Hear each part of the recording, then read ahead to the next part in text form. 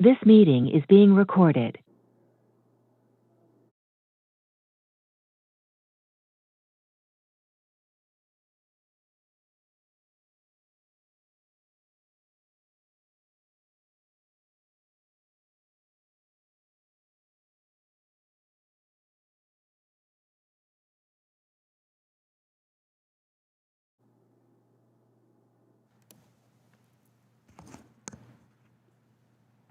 The Subcommittee on Social Security will come to order. Welcome to our witnesses and audience members who are joining us here. I want to thank everyone for being here today, whether you're here physically or joining us remotely, as we see so many pleasant faces, on our screen. Today, of course, is a most solemn day in history, marking the 80th anniversary of the attack on the United States at Pearl Harbor. Within days after that attack, the United States went to war against Japan and Germany, and our greatest generation saved the world. Among the greatest generation was a great man and a great senator, Bob Dole, who was wounded in battle while serving his country and served in the Senate with distinction. Senator Dole passed away this weekend. Also, many of our members are attending a funeral service for former Congresswoman Carrie Meek today, who also served this House with distinction. On this solemn day, whether here or remote, I ask we stand and bow our heads for the nation we love, out of respect for the people who served it with distinction, such as Carrie Meek and Bob Dole, as well as a tribute to the men and women of our armed forces who continue to serve this nation. Please join me and stand in a moment of silence.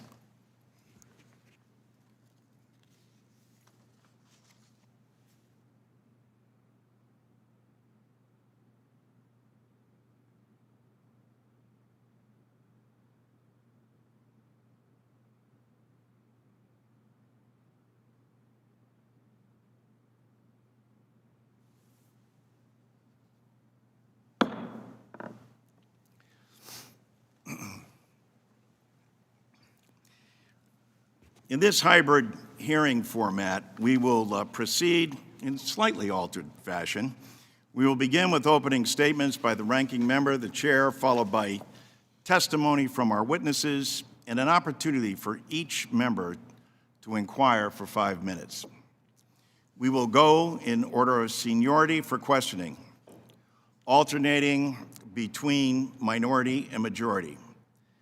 I know that we may have a few Ways and Means members who are not members of the subcommittee who are joining us today. They will be permitted to inquire after all subcommittee members have had their opportunity to question. As a reminder, members who are joining remotely will be responsible for muting and unmuting themselves throughout the proceedings. All members and witnesses, please make sure to keep your microphone muted when you are speaking. This will help to minimize feedback. For those of you joining me here in person, it is good to see you all. And for those joining remotely, I am glad you are able to participate as well. With that, I would like to welcome everyone to the Committee on Ways and Means Social Security Subcommittee's hearing on the fierce urgency of now, Social Security 2100, a sacred trust. Thank you to our witnesses for taking time out of your day to participate in the discussion. I will begin a bit out of regular order. We have some handouts for members, and I will then recognize the ranking member and will then introduce witnesses and have some additional comments. The handouts for everyone are at your desk or have been sent to you digitally if you are remote. What those handouts include are facts about Social Security and its beneficiaries who rely upon the nation's #1 insurance program, #1 social safety net, and the #1 permanent anti-poverty federal program for seniors and children. #2, an impressive list of groups who support and endorse Social Security 2100 as sacred trust. More than 140 organizations support the bill. #3, relevant polling data, which shows the bipartisan support for Social Security and for increasing benefits. I would also like to submit for the record, without objection, Mr. Biggs's polling data also that he included in his testimony, or refers to in his testimony. And also, and most importantly, each member will receive their own Social Security card with Social Security statistics for their district. I have here today, and we did this in alphabetical order, 2 such examples. The first is that of Representative Arrington of Texas.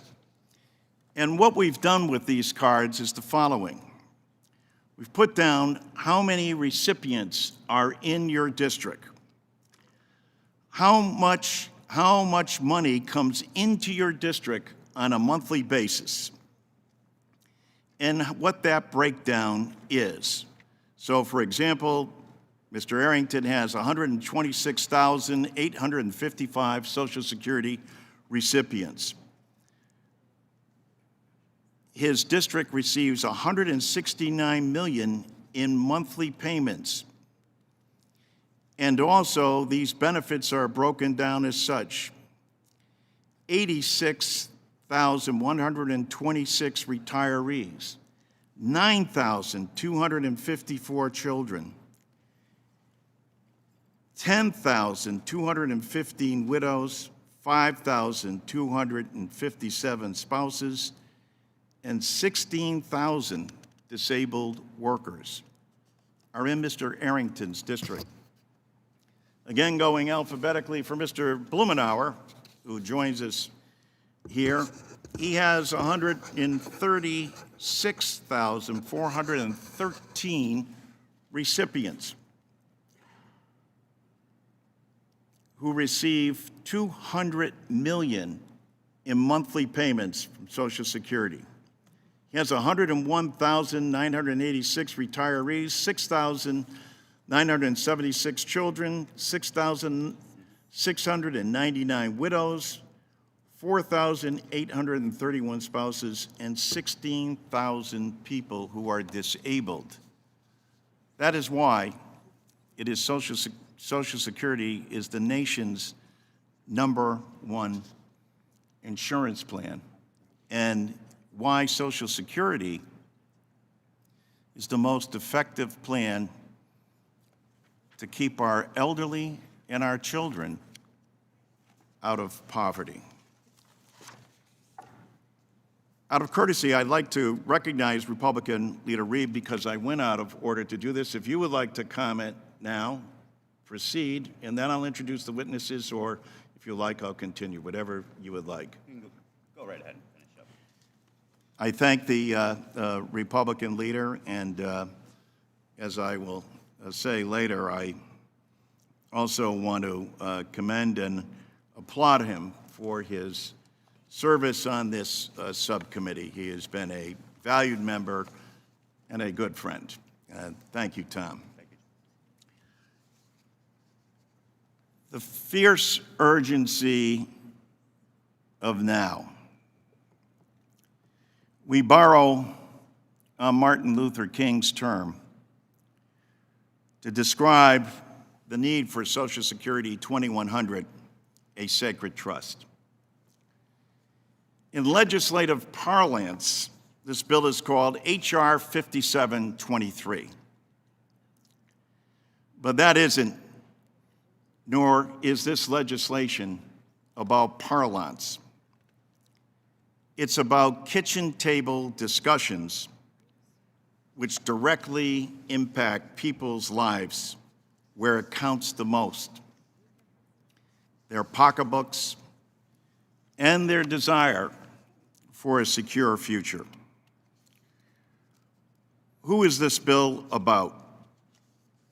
It's about your parents, your brothers, your sisters, your aunts, your uncles, your co-workers, your neighbors.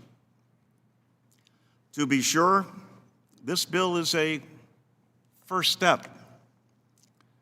It's an enormous and important step for those who need it the most and whose very security and livelihood hang in the balance, waiting for this Congress to act.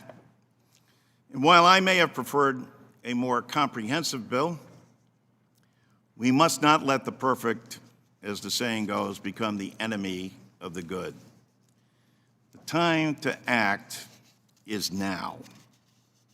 Social Security, as everyone knows, is the nation's #1 insurance program and impacts every American. Here's the reality. Social Security benefits have not been expanded in over 50 years. Let me repeat that. In over 50 years, Congress, through Democratic and Republican administrations, has not expanded Social Security. 5 million seniors are living in poverty in the wealthiest nation in the world. Let's be clear.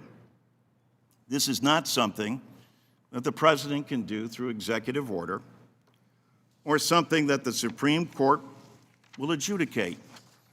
It's the responsibility of the Congress, and that responsibility starts with this committee, and the time to act is now.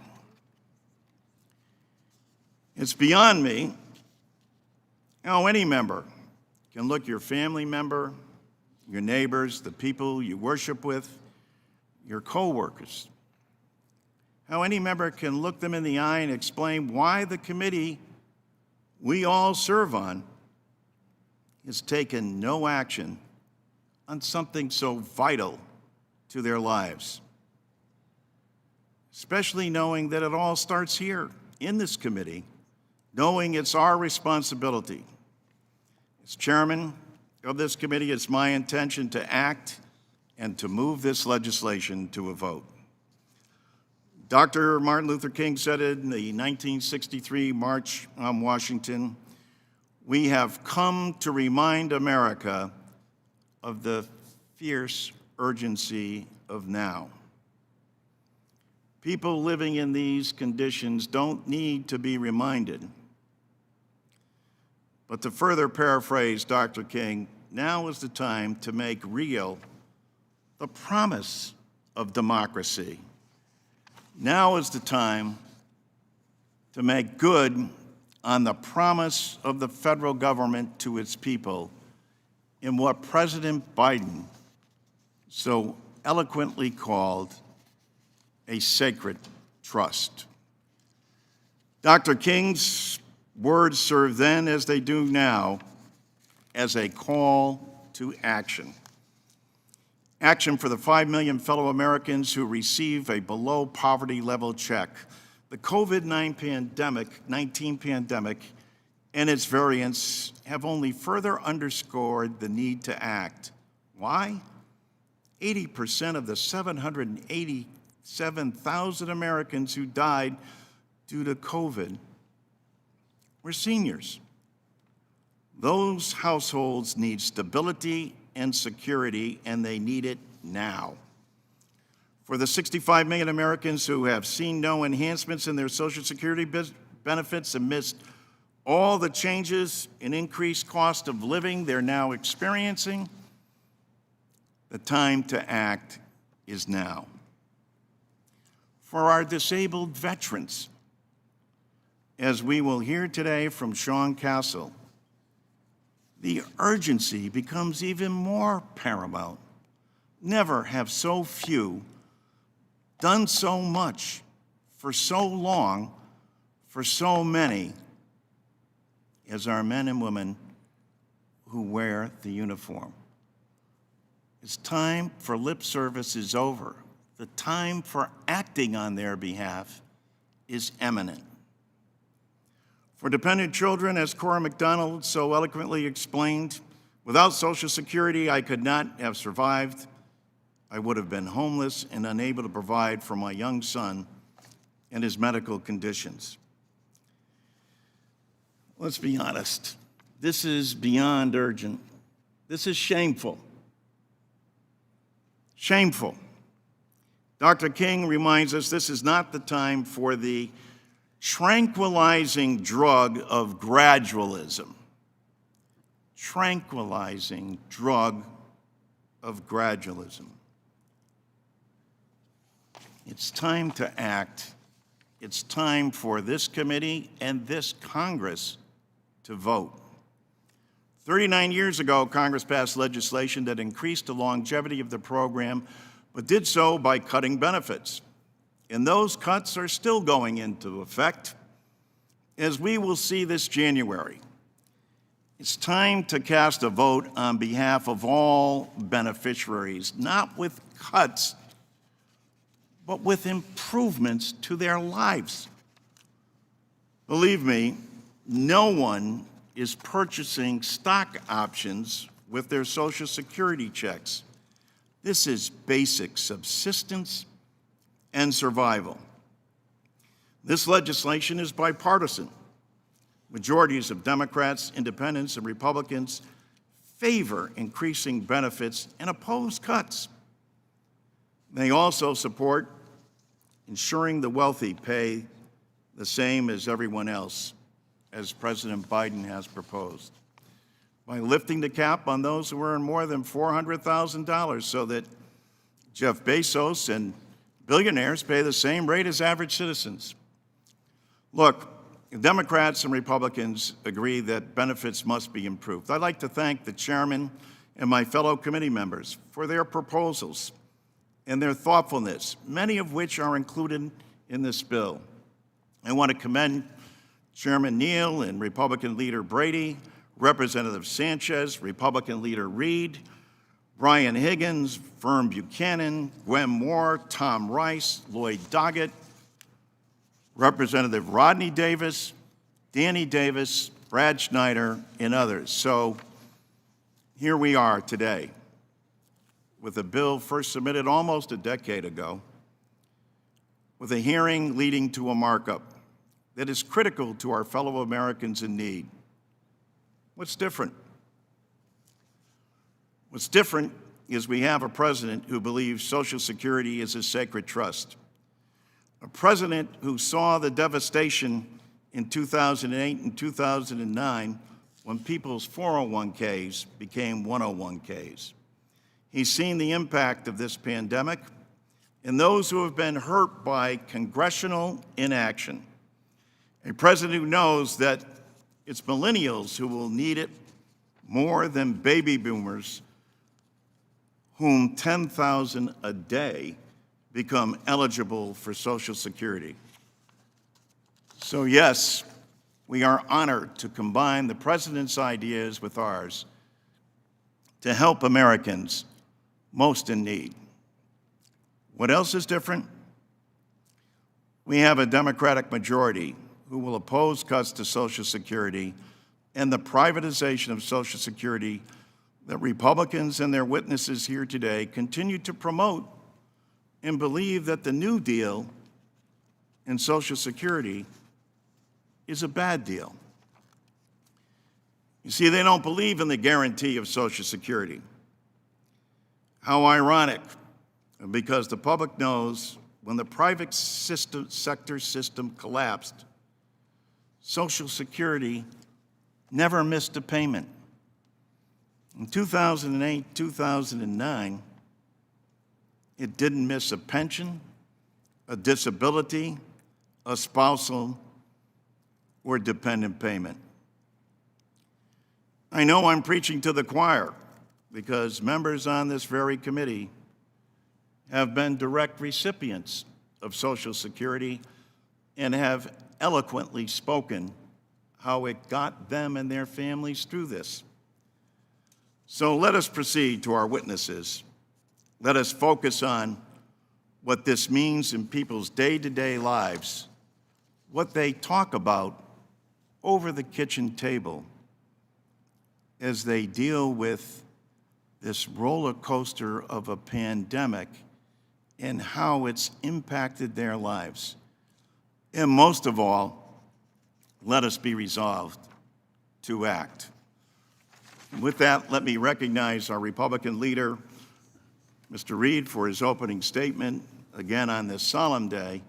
And again, I would like to applaud him for his service to this subcommittee and to Congress. Mr. Reed. Well, thank you, Chairman Larson, for not only holding today's hearing, but also for being the true gentleman that you are. And it is an honor and a privilege to serve with you in this body and on this committee and on this subcommittee. And I would also like to thank all of our witnesses for joining us both here in person and from across this great country. Before we begin, I also want to join with Chairman Larson on this particular day of remembrance of the devastating surprise attack on Pearl Harbor. I'd like to note the passing of a true hero and patriot, just as Chairman Larson indicated, Senator Bob Dole, who led the bipartisan efforts that resulted in the Social Security reforms of 1983 that preserved Social Security for generations to date. His leadership and sacrifice, as well as the contributions and sacrifices that American service members, like our own witness today, Mr. Castle, and others, helped to ensure that we can have these free and open debates like the one we're having today. I also like to extend a special welcome to Ms. Grassler, who I understand grew up in one of our home counties in our district, Chautauqua County, Western New York. As many of you are aware, Social Security plays a big part in my personal story. After my father passed away, my mom and hero, Betty Barr Reed, was able to raise me and my 11 older siblings on her own with the help of Social Security and my father's military death benefits. My story is not unique. Like many of us here today, and many more back home, Social Security plays an integral role in their lives. Because of that, I truly do commend Chairman Larson's continued commitment to Social Security reform. As we know, Social Security is often referred to as the third rail of politics, in large part because history has shown us that those who are willing to discuss it often get burned politically. So even though this latest version does not achieve sustainable solvency, let me repeat that, does not achieve sustainable solvency, putting forward a proposal like this takes courage and leadership. And I thank the chairman for his willingness to tackle this hard issue. While we may not see eye to eye on what needs to be done, one thing that I think Chairman Larson and I are in full agreement with is the cost of delay. We have just over a decade until 2033 to make changes before the Social Security Trust Fund is exhausted, and beneficiaries will see an automatic 24% across-the-board reduction in their benefits. I'd like to reemphasize that point for my colleagues on both sides of the aisle.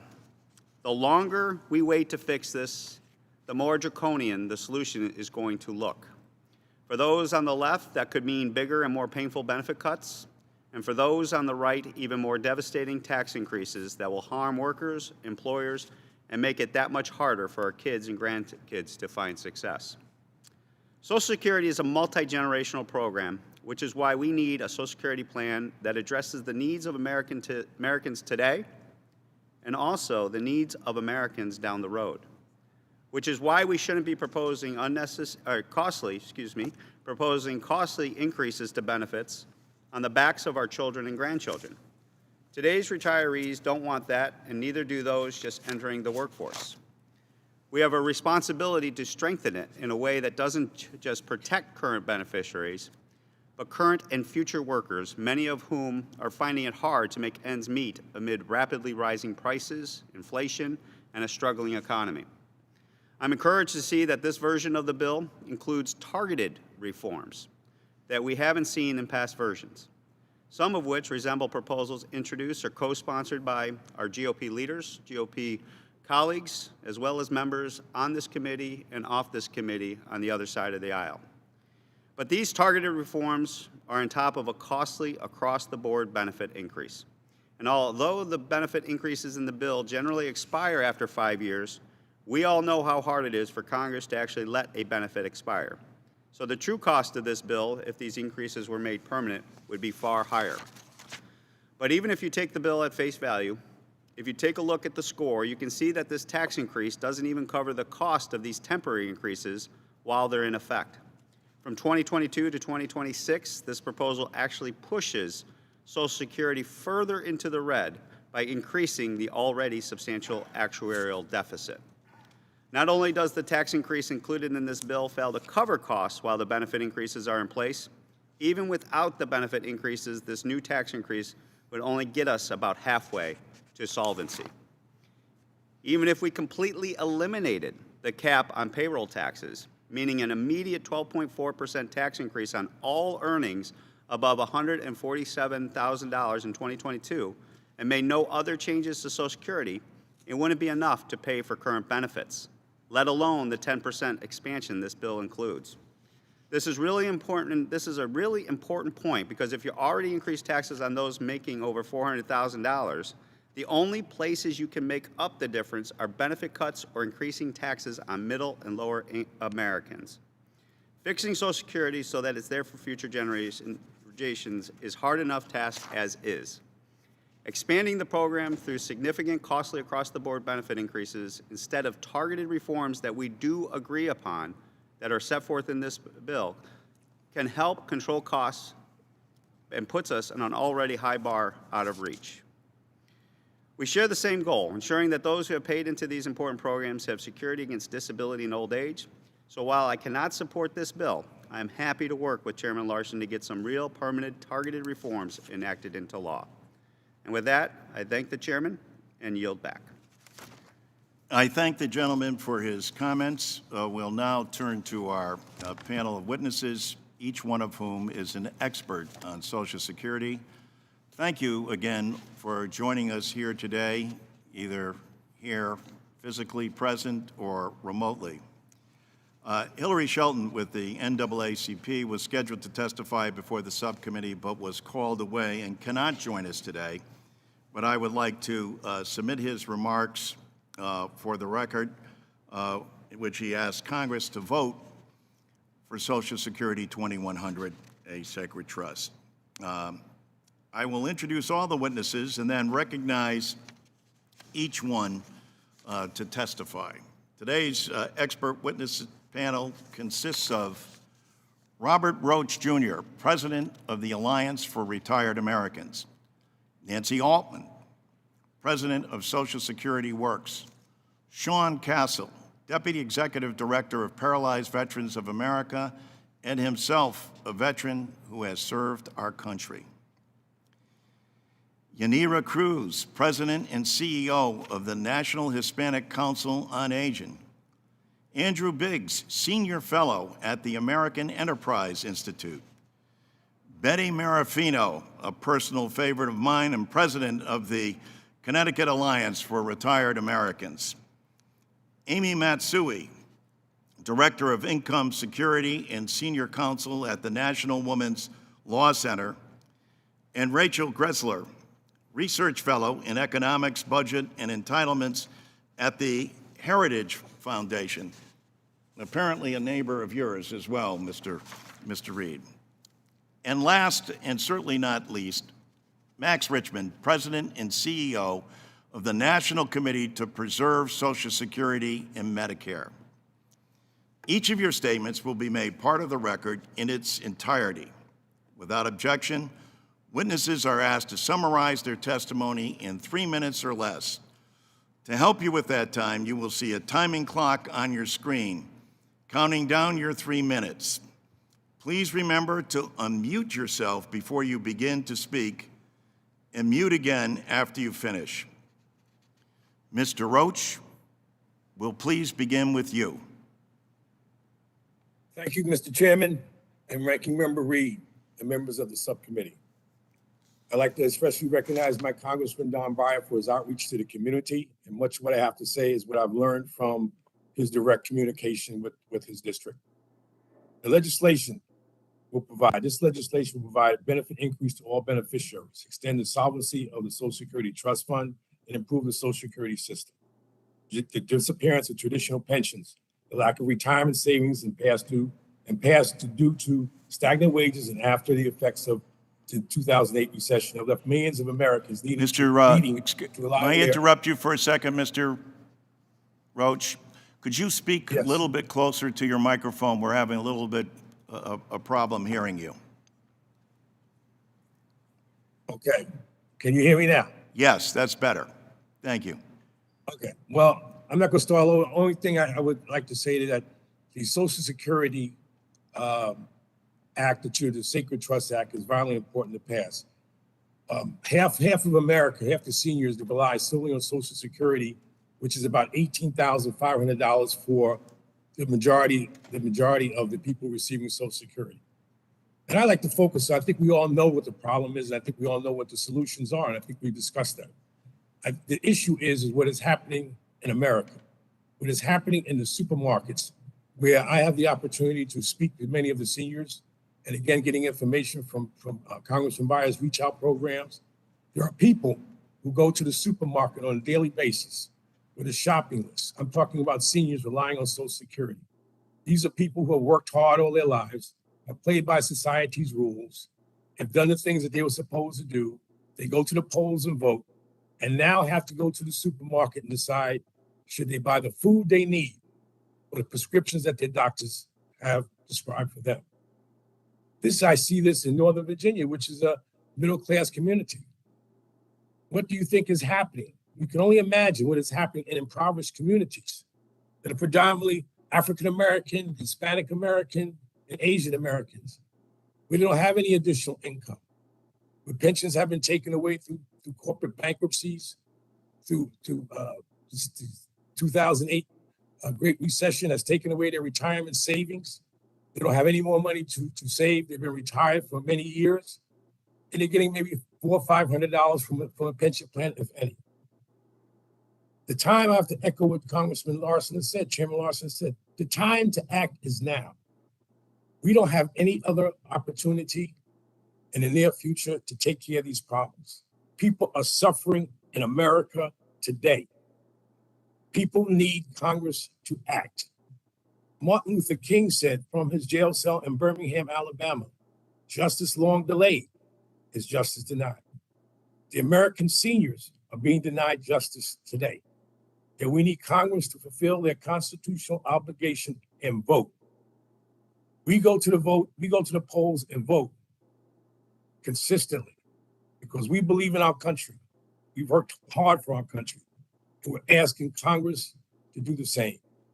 Give the vote to Congress. We believe that this bill will be passed by bipartisan support. I don't believe people are going to go home, explain to grandma and mom that they voted against an increase in Social Security. We are prepared to work with people on both sides of the aisles to get this done. But the debate is over. The question needs to be called.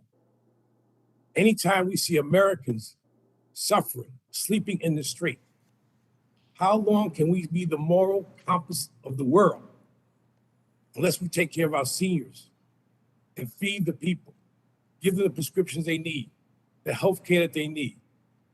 People on the bottom of the spectrum are already at poverty levels.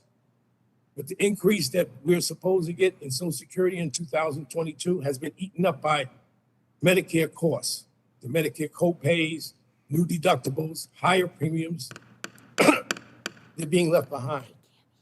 And again, it's time for Congress to act, to lift those from the bottom, to bring people up to a decent standard of living so that their children and grandchildren are not being stifled with opportunities because they have to take care of mom and dad or grandma. Thank you, Those Mr. that took Roach, care of us. for your testimony. We greatly appreciate it, and I apologize that I had to interrupt you in the midst of your remarks because of the technical difficulty in hearing. But thank you for your comments. and will now recognize Nancy Altman. Chairman Larson, Ranking Member Reed, members of the subcommittee. It is imperative that this Congress vote on the 2100 Act. The nation is facing a retirement income crisis. Social Security is the country's most important source of retirement income. But the last time Congress expanded it, Richard Nixon was president. Expanding Social Security while requiring those at the top to contribute more will also help to reverse income and wealth inequality, an issue President Obama called the defining challenge of our time. That inequality not only exacerbates the retirement income crisis, it also costs Social Security billions of dollars of revenue every year. Importantly, a vote on the 2100 Act will begin to restore the intangible but essential benefit of security, which too many Americans have lost because they believe that they will never see their earned benefits. The 2100 Act cuts Social Security's projected shortfall by more than half, from 3.54% of taxable payroll to 1.71%, a significant down payment and a key step in restoring that peace of mind.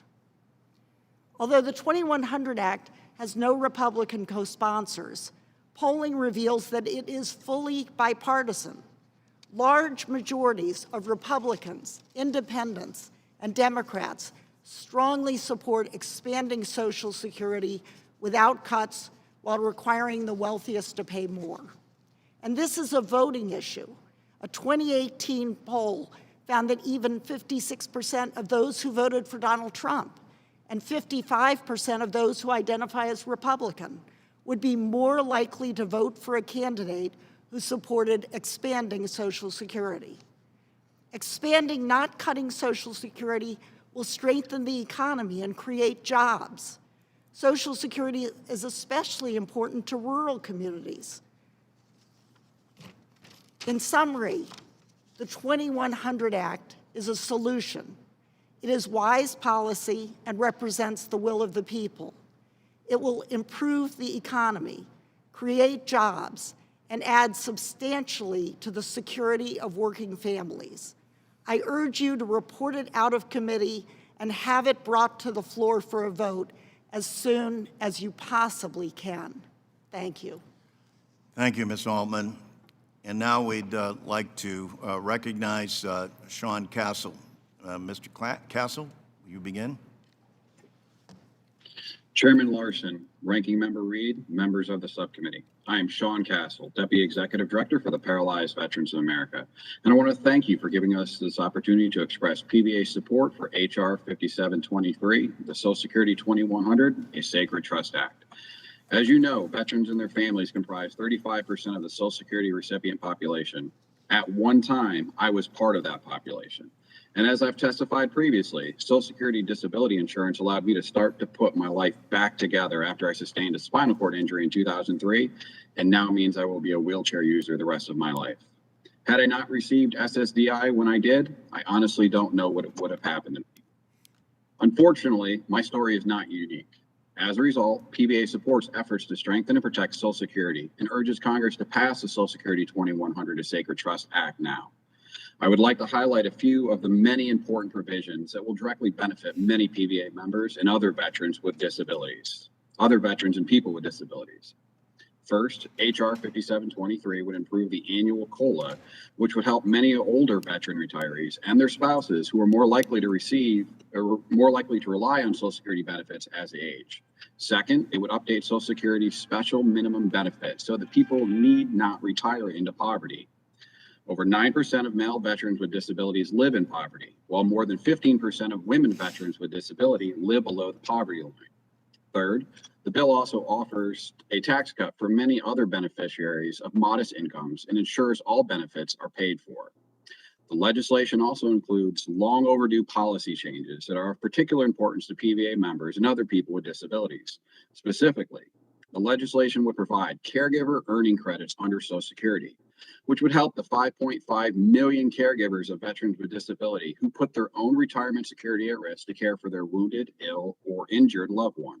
It would also eliminate the 5-month waiting period that most beneficiaries must endure before they can begin to get SSDI, forcing those who have already lost their income from work, possibly their home and health insurance, to wait an additional 5 months to get these necessary supports is cruel and inequitable.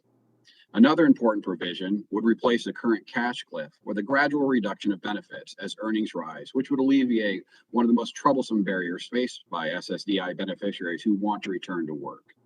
Many of PVA's Ticket to Work clients struggle with the current earning limit, even as they seek to achieve economic self-sufficiency. Thank you, Chairman Larson, Ranking Member Reed, and members of the subcommittee for your attention this afternoon. The Social Security 2100, a Sacred Trust Act, demonstrates that preserving and strengthening Social Security can be done without causing harm to beneficiaries. PVA calls on this committee and Congress as a whole to act now and move this important legislation forward. We stand ready to work with you and your colleagues in advancing this legislation to extend and enhance Social Security. I would be happy to answer any questions you may have at this time. Thank you, Mr. Castle. Dr. Cruz, you may please begin. Thank you, Mr. Chairman and members of the committee. The National Hispanic Council on Aging supports the Social Security 2100 Act because it would be a first step toward expanding benefits and strengthening the program for future generations. Social Security impacts every American, including Hispanic Americans. Hispanics comprise the nation's largest ethnic minority group with a population of more than 60 million. Many Hispanics are among the working poor. American workers, especially the working poor, depend on Social Security to help them with their economic security after a lifetime of hard work. A large proportion of Hispanics tend to work in jobs that pay lower wages and are less likely to have pension coverage. Among seniors, Social Security is the sole source of income for 40% of Hispanics, and more than 75% of Hispanics rely on Social Security for at least half of their income. Let me share the story of a woman that we work with, Bertha. She is an American citizen. She immigrated to the United States in 1981 when she was 38 years old. Bertha worked for 27 years in the cleaning industry. She formally retired in 2008 when she turned 65 years old. She continued to work until 2017. Today, Bertha is 78 years old and lives in Washington, D.C. After almost 40 years of work in the United States, Bertha's sole source of income comes from Social Security. Her annual income from Social Security is $10,800 or $900 a month. When asked about her Social Security benefits, Bertha told us Social Security's modest benefits are more important than ever to guarantee our economic security. If it wasn't for this benefit, I would be living out in the streets, eating from shelters, and without possibilities to afford my medicines. Bertha's monthly budget includes $275 a month for rent, about $250 for food, $150 for medicine, and $150 for car insurance and gas. After those expenses, she is left with $75 for the entire month for her necessities, like getting her haircut. Bertha asked me to convey the following message. We need to stay together in this battle. Social Security is a blessing for workers who have helped make this country better and stronger. Strengthening and expanding benefits would provide a lot of relief, not just to us who are utilizing benefits now, but our future generations. And lastly, we ask Congress to act on this issue now as soon as possible and vote. Thank you.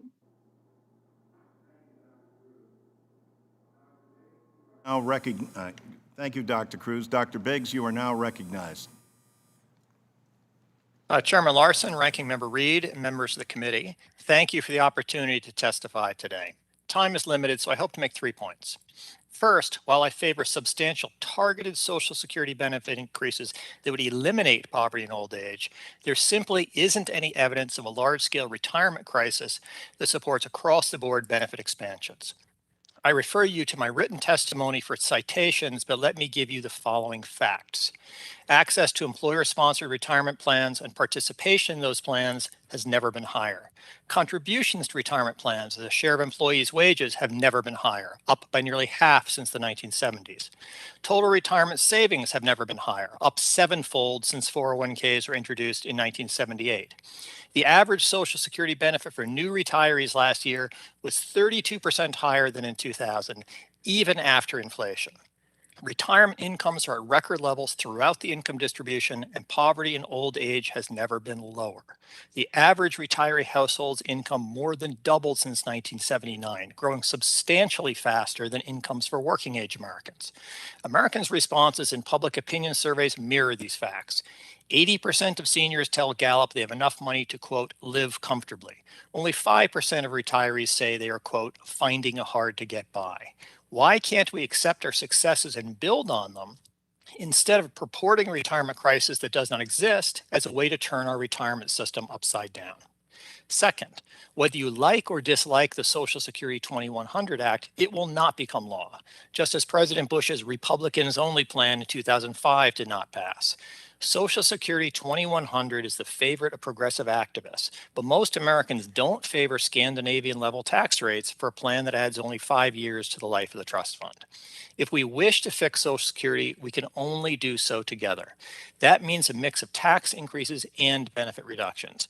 Both sides need to swallow some policies they dislike to achieve a bigger win for Americans. But finally, there is a third option. Fix Social Security more by reducing benefits, but have Americans save more for retirement on their own. Last year, the Rand Corporation asked Americans whether they would prefer to boost their retirement incomes by saving more on their own in a retirement account or by paying more into Social Security and getting a higher benefit in retirement. 3/4 of Americans favored saving more in their own account over paying more into Social Security, and that's consistent over every group measured in the poll. A reform plan that builds universal savings accounts on top of Social Security is a good middle ground between only raising taxes or only cutting benefits. I admire anyone who proposes a Social Security reform plan. Most congressmen duck the issue. But Social Security 2100 responds to a retirement crisis Americans don't face with solutions Americans don't favor. By working together, though, Congress can do better. Thank you very much. Excuse me. Thank you, Dr. Biggs. Betty Marafino, you are recognized. Please begin. Thank you, Chairman Larson and members of the committee. On behalf of the 50,000 members of the Connecticut Alliance, I'd like to thank Chairman Larson, my congressman, and the sponsors of Social Security 2100, a sacred trust, for introducing this important legislation and urge Congress to pass it now. This comprehensive bill provides across-the-board increase to ensure no one retires into poverty and can receive the full earned benefits. I like to share 2 stories from Connecticut retirees that illustrate why this legislation is needed now. John would have a more secure retirement if this bill becomes law. He taught high school physics for 30 years, and because his job provided a pension, he didn't pay into Social Security while working as a teacher. But he did pay into Social Security by working full-time in a factory for several years before he became a teacher. In the Social Security amendments of 1983, called the Windfall Elimination Provision, reduces the earned benefits of retirees receiving a public pension. John receives $200 monthly Social Security when he should rightfully receive $800. Social Security 2100 will repeal this unjust law, as well as the related government pension offset, which negatively affects thousands, especially women. Frank worked for a tech company for 24 years and was laid off 1 year before he qualified for his company retirement plan. After his forced retirement and not age eligible for Medicare, Frank worked odd jobs to help with his hefty medical expenses. Frank began rationing his blood pressure medications. Recently, Frank suffered a stroke and died. Perhaps an increase in benefits would have helped Frank and many others who have trouble affording life-saving medications. The three-legged stool needed for a comfortable retirement, pension, personal savings, and Social Security is not now the norm. Fewer employees now offer pensions, and Social Security is often the sole source of retirement income. Before Social Security, there were poorhouses across the country. We don't want to go back there. Congress needs to recognize this crisis and pass Social Security 2100, a sacred trust. Retirees can't wait. Thank you. Thank you, Betty. We now recognize Ms. Matsui. Please begin. Chairman Larson, Ranking Member Reed, and members of the subcommittee, thank you for the opportunity to testify on behalf of the National Women's Law Center. The center strongly endorses Social Security 2100, a sacred trust act. Even before the pandemic, women faced deep inequities in the workforce and our economy. The cumulative impact of a lifetime of disparities means that women's risk of economic insecurity only increases in their older years. The gender wage gap alone costs women $400,000 over a 40-year career, with the lifetime loss of earnings for Black and Latina women approximating $1 million. While women faced a retirement crisis before 2020, the pandemic has only exacerbated older women's economic insecurity. Women of color and women more generally were more likely to face job loss and material hardship during the depths of the pandemic. According to an AARP survey earlier this year, 1 in 3 women said that their financial situation is worse than it was in January 2020. And COVID-19 will have negative long-term effects on women's lifetime incomes, wealth, and overall economic security. Social Security's stable, lifetime, inflation-adjusted benefits are essential to women's retirement security. But Social Security's benefits are modest, and women's benefits are only 80% of men's. The experience of V. Tucker, a 73-year-old hospitality worker in DC, exemplifies both the importance of Social Security for women and the urgent need to improve benefits. As she told us, since I was 12 years old, I've worked nonstop. As a single mom caring for 3 sons, I took on 2 to 3 jobs at a time and worked 6 to 7 days a week to make enough to support them. But now I'm 73, and despite working for 60 years, I have no savings. I'm grateful for Social Security, but my monthly check is simply not enough to cover my rent, food, medical costs, and other expenses. I constantly worry whether I'll have enough money to pay my bills. I want to highlight a few key provisions in HR 5723 that would improve Social Security for women who most rely on it. First, HR 5723 would increase benefits overall, mitigating the impact of racial and gender gap in benefits, as well as early retirement penalties. Second, the bill would update the special minimum benefit, boosting the economic security of many women of color like V. Tucker, who are overrepresented among low-paid workers. Third, the bill would credit caregiving in the regular benefit formula, preventing women who were pushed out of the workforce because of caregiving responsibilities from taking a financial hit in their old age. Finally, applying payroll taxes to earnings above $400,000 would provide additional revenues to support Social Security's long-term solvency. These and other improvements in the bill would provide an immediate and much-needed boost to older women's economic security. Thank you for the opportunity to testify today. I look forward to answering your questions. Ms. Matsui, and now Ms. Gressler, you are recognized. Please begin. Thank you. Social Security is an extremely popular program, but that's largely because it's provided far more in benefits than it's taken in taxes. The fact is that every dollar Americans are paying today in Social Security taxes goes immediately out the door to fund current retirees' benefits, stripping workers of the opportunity to earn a positive rate of return on their money. And despite decades of paying into the system, workers have no assurance that Social Security will provide for them because the program will be insolvent in 12 years. And its $19.8 trillion unfunded obligation amounts to $154,000 for every household in America. Reform is dire, so the question is whether to make Social Security bigger with larger taxes or smaller with more targeted benefits. Considering Social Security's restrictions on personal savings, incomes, and autonomy, and how it can strip decades of contributions from workers who die early, Americans would be better off with a more targeted program. The Penn-Wharton budget model estimates that a smaller system would lead to a 7.3% larger economy. That's $10,700 more income per household. In contrast, the Social Security 2100 Act would shrink growth and unreasonably raise benefits for millionaires by 16 times as much as for someone making $30,000. And its economically destructive tax hikes would fail to significantly improve the program's shortfalls. The 2100 Act plus Build Back Better would raise the top federal tax rate to 63.8%. In California, it would be a 77% rate. Such massive tax hikes won't come close to paying for the spending, and they'll create economically destructive incentives for the most productive activities.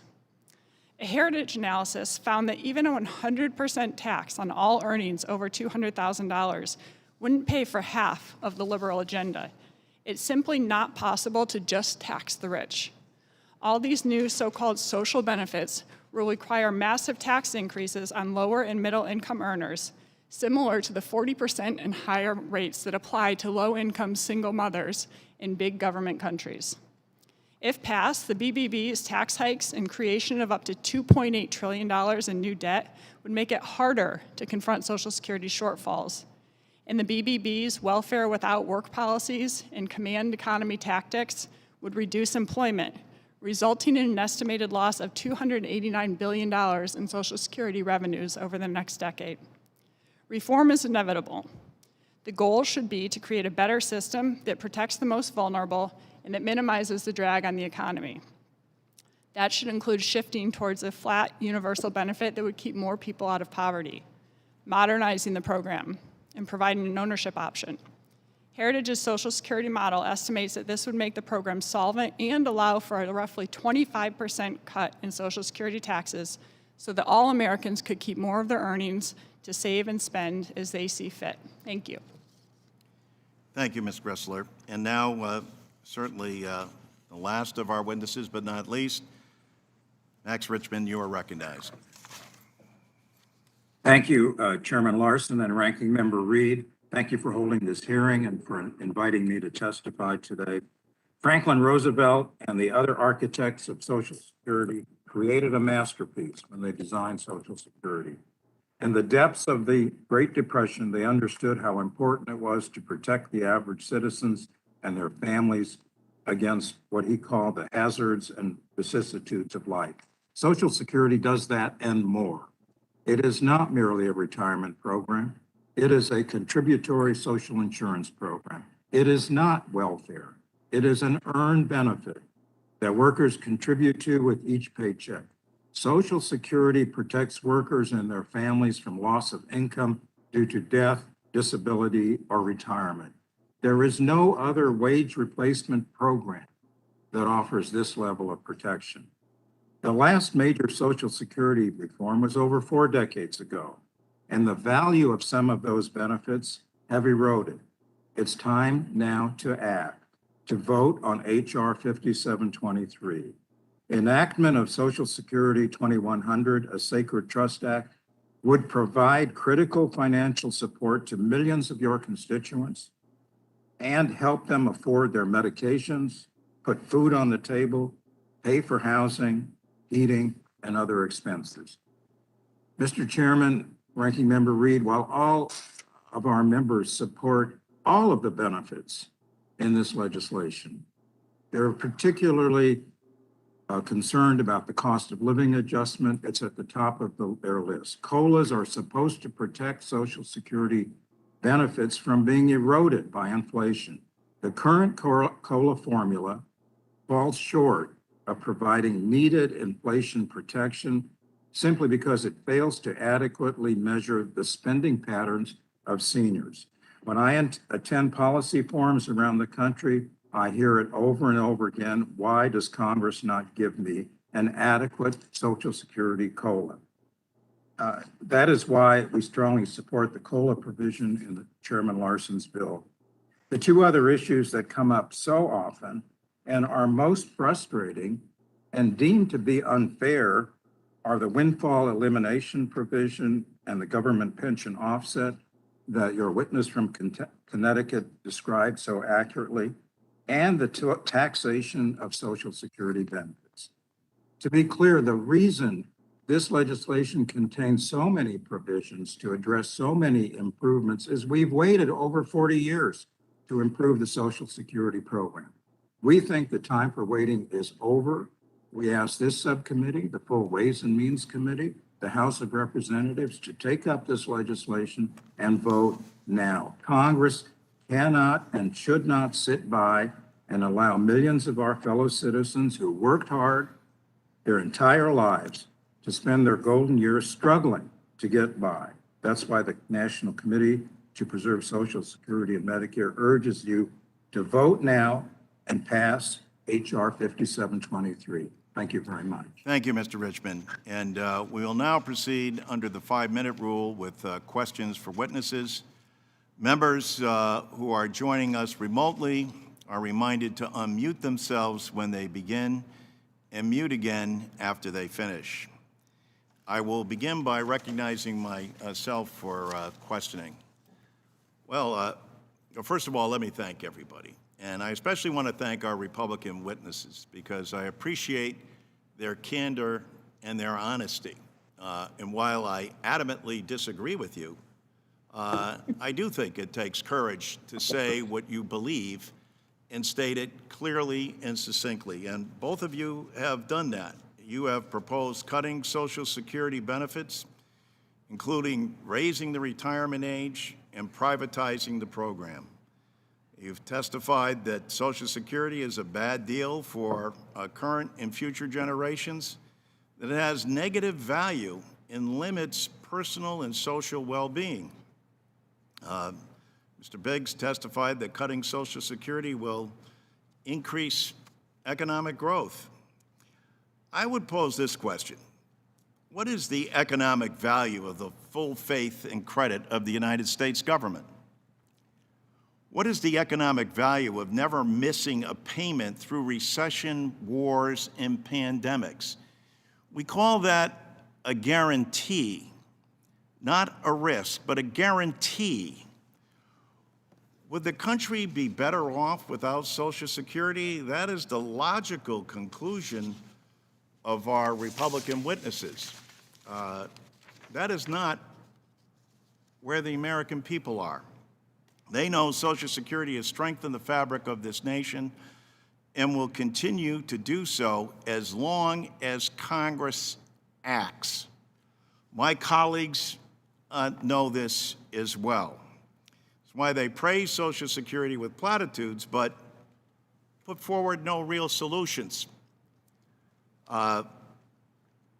Their witnesses, though, reveal the true intentions, and I commend them for their honesty.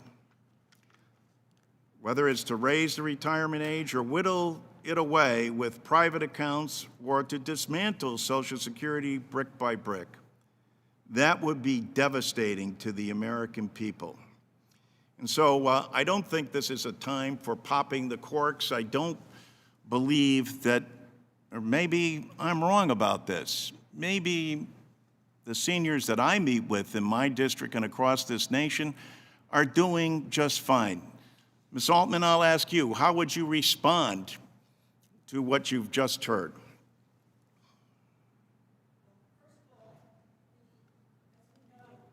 You're going to have to turn on your mic. As we know, COVID-19 has hit seniors particularly hard. It's also proven the value of Social Security. With all of those people who died leaving dependents, Social Security is there. If there are long haulers, Social Security is there.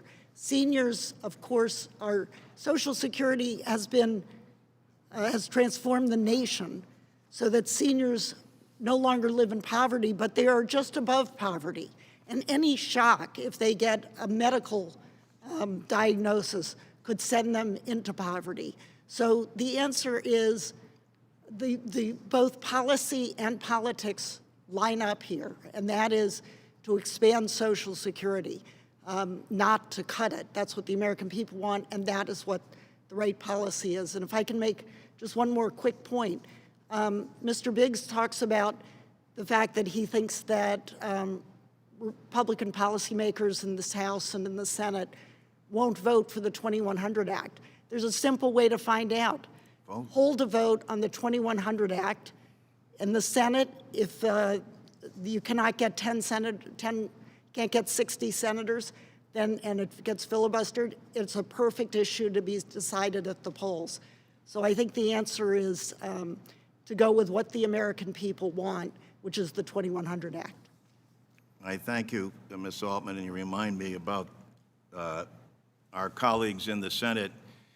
Where in the Constitution does it say that you need 60 votes to pass a bill? Our colleagues on the other side were chanting just a couple of weeks ago about one-party rule. Really what we have is one chamber rule here in Congress with the distortion of the filibuster.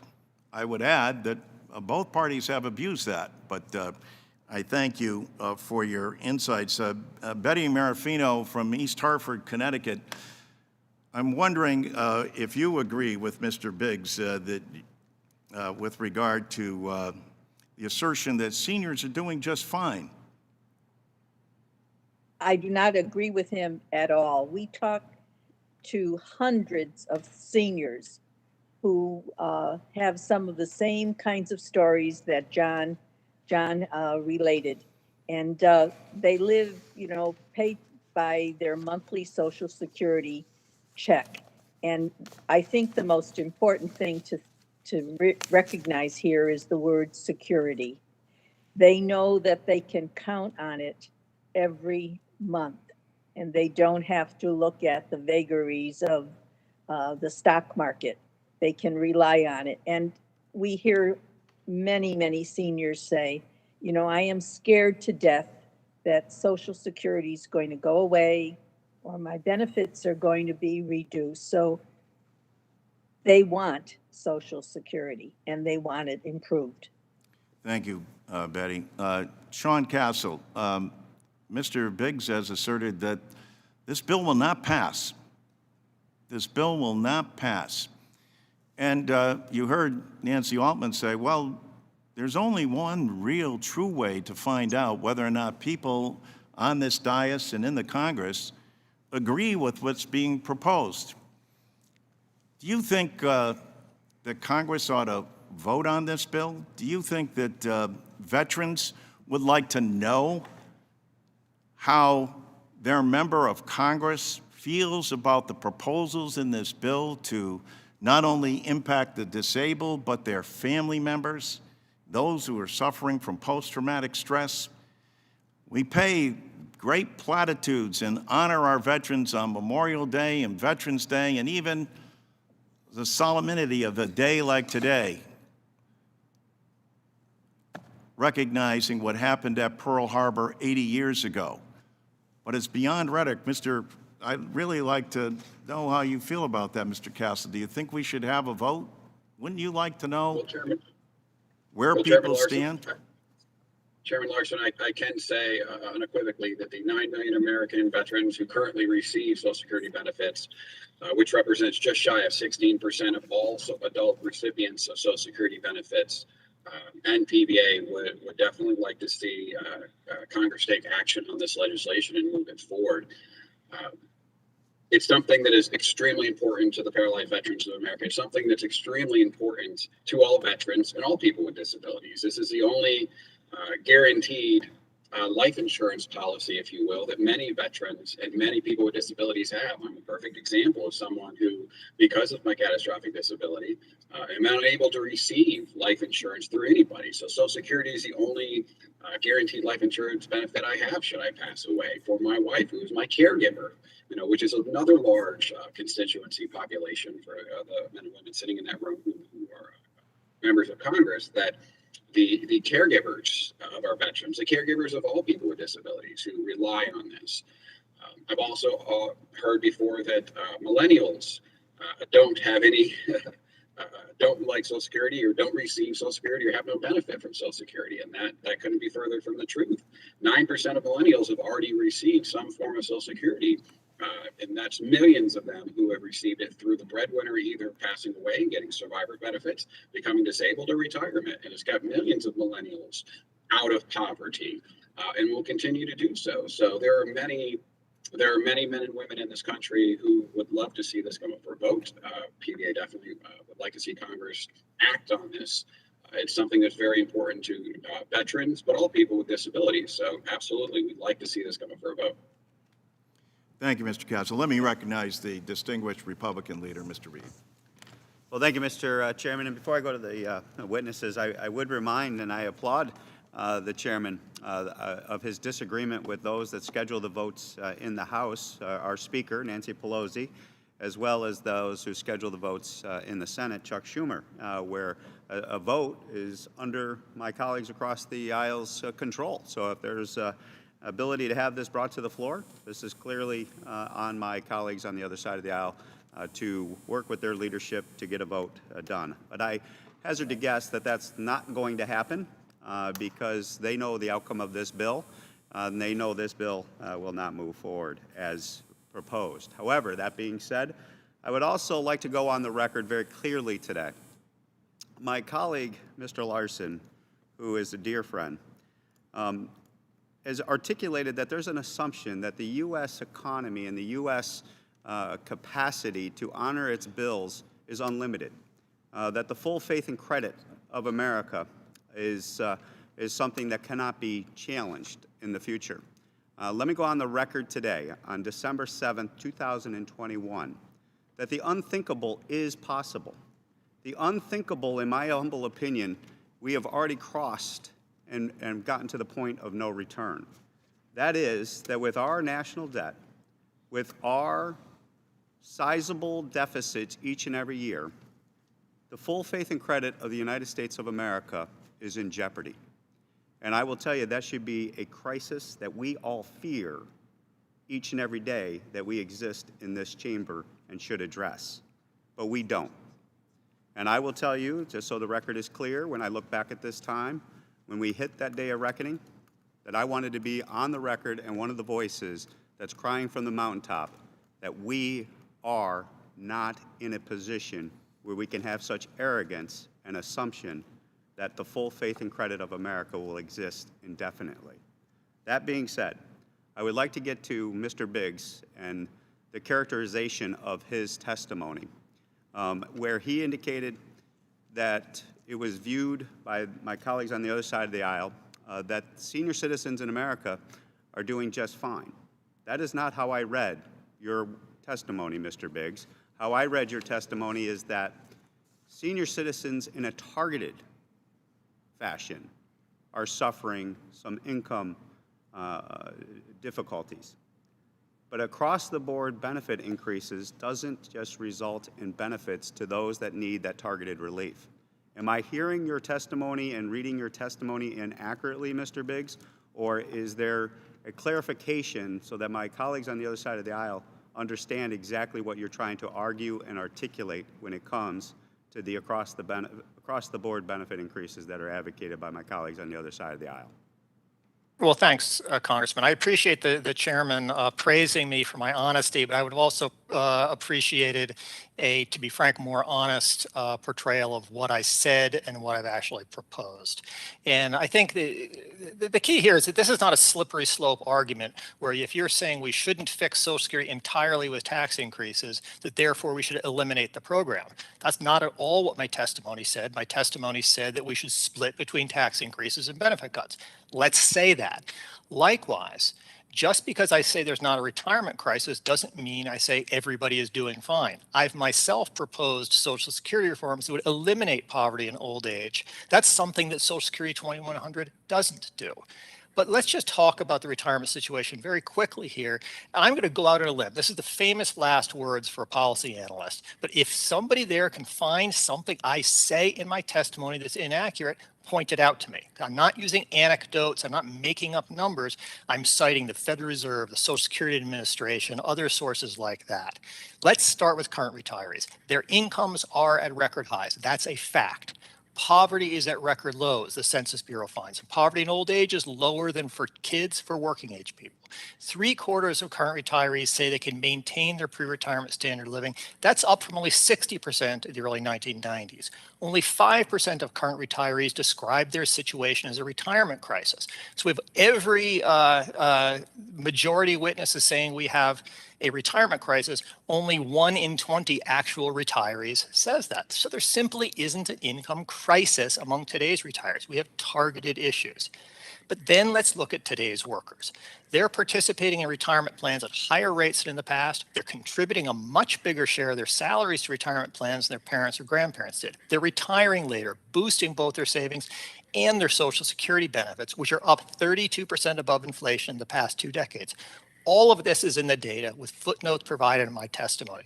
Common sense tells you they're not going to be worse off. And I appreciate, Mr. Biggs, your testimony, and I do agree that there could be common ground found here, Mr. Chairman, on targeted relief in regards to those that the data shows are in the need of it. And with that, my time has expired.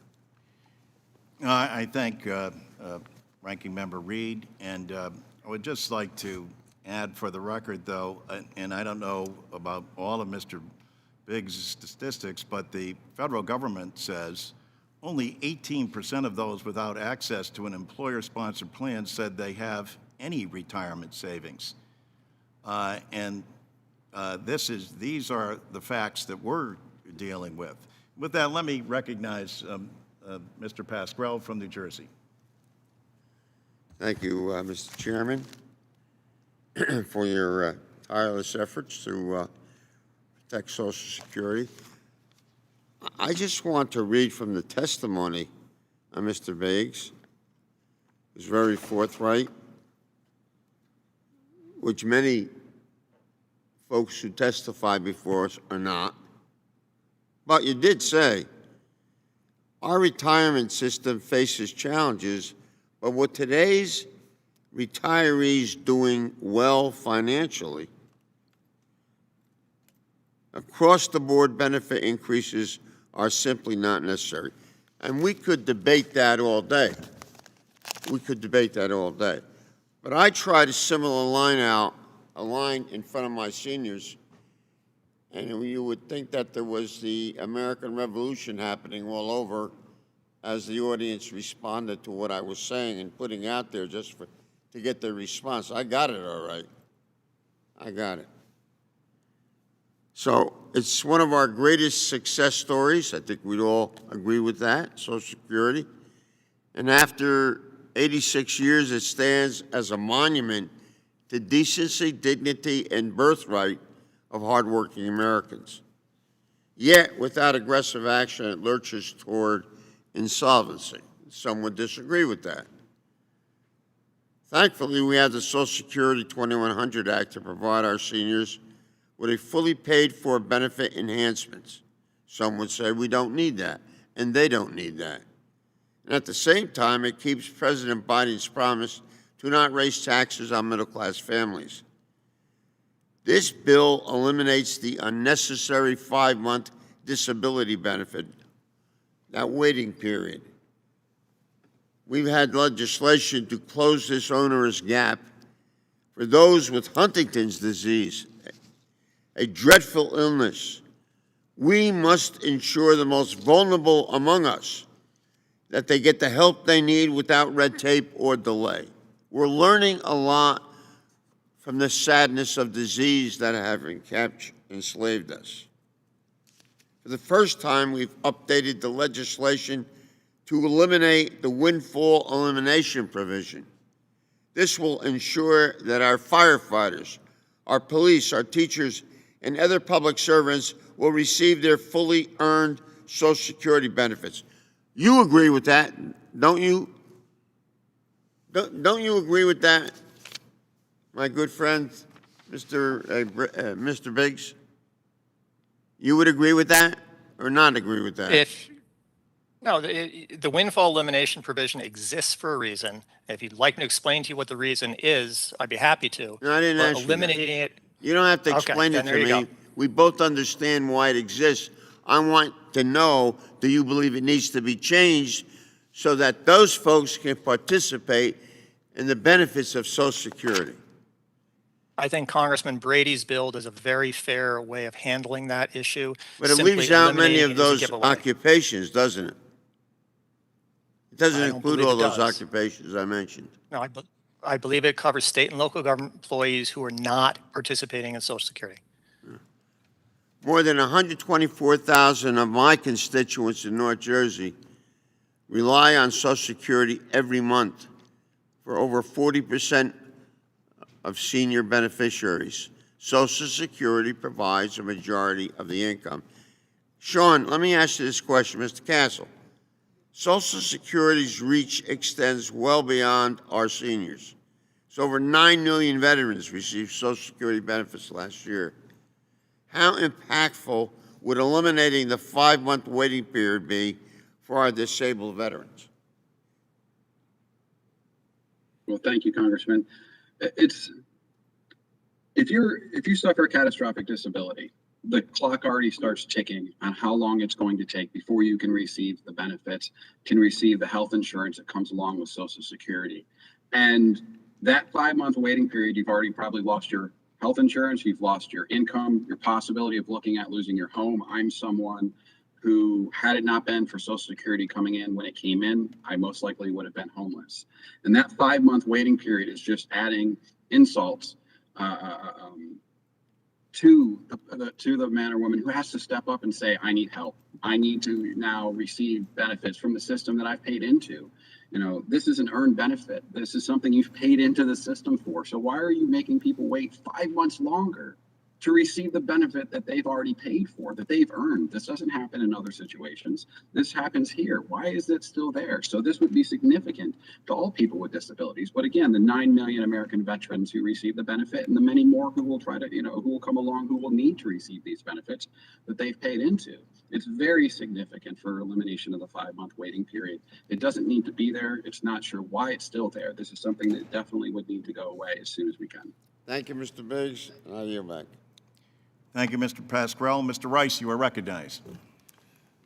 Thank you, Mr. Chairman. I personally, looking at your bill and the various benefit increases that are in there, I agree with a lot of them, just not across the board. I think we need to have an adequate social safety net. I agree that there are some retirees, although the minority, that need more help, and that if we did target this, I don't think anybody in this panel would have much problem with it. If you ask me to state my position on your bill, I will vote no if it comes to a vote. So just to be very clear about that.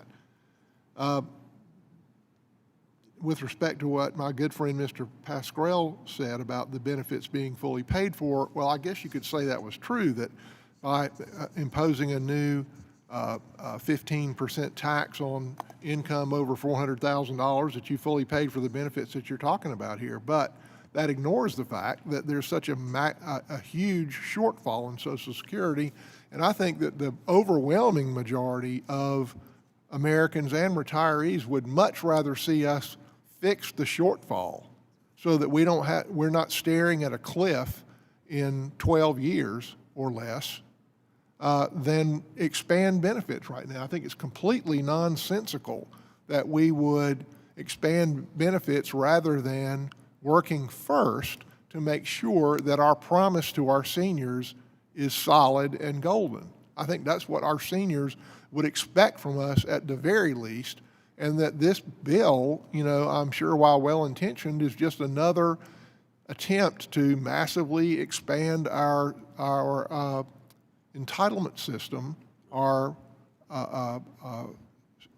social safety net, without that has started has gone on all through this year and culminating with the Build Better Back Act, and that we're imposing massive tax increases that will stifle our economy and put in place additional entitlement systems that the American people don't really want and don't really need.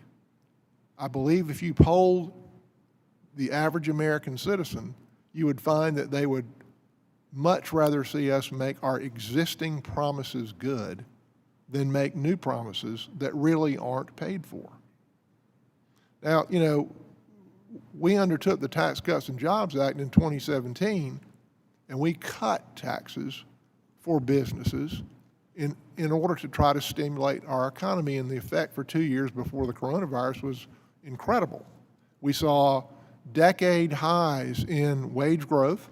We saw record lows in unemployment across every demographic. We saw record lows in poverty.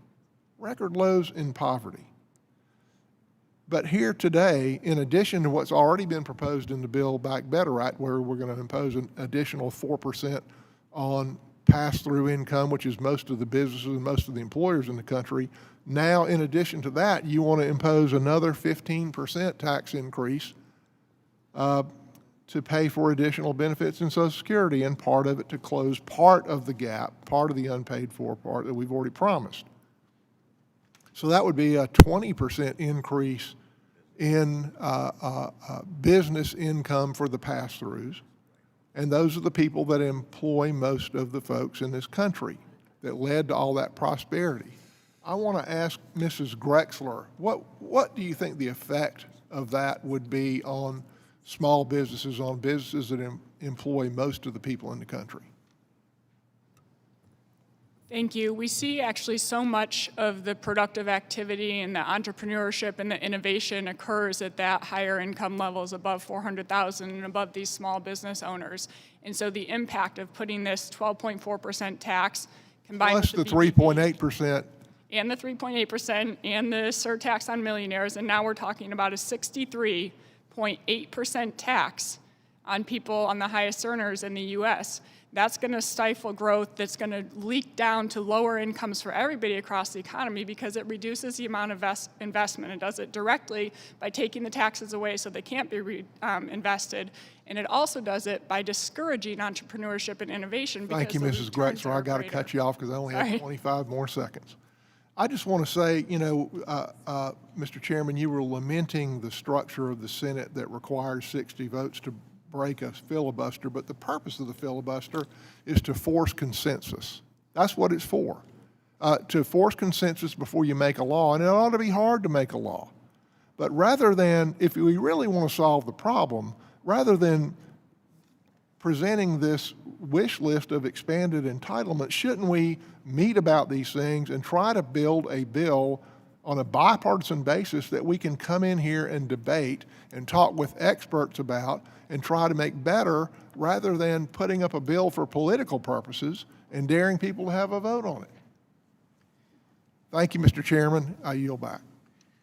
Well, I thank my good friend from South Carolina for his comments, and would just add that we'd love to see the solutions that come forward. Even Mr. Biggs in his testimony says it'd be nice if the Republicans didn't sit back and use both a series of procedures in the Senate and have put forward nothing since the privatization bill failed, and rightfully so.